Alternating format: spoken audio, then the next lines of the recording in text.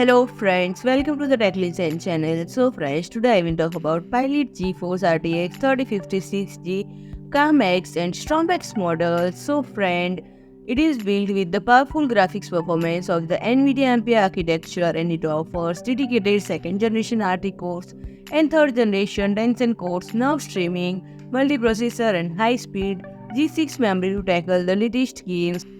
And introducing the Palit GeForce RTX 3050 KalmX, where silence with performance in perfect harmony. The KalmX series, renowned for its ingenious fanless design, redefines your gaming experience. And with its passive cooling system, this graphics card operates silently, making it ideal for both gaming and multimedia applications. Available on sales.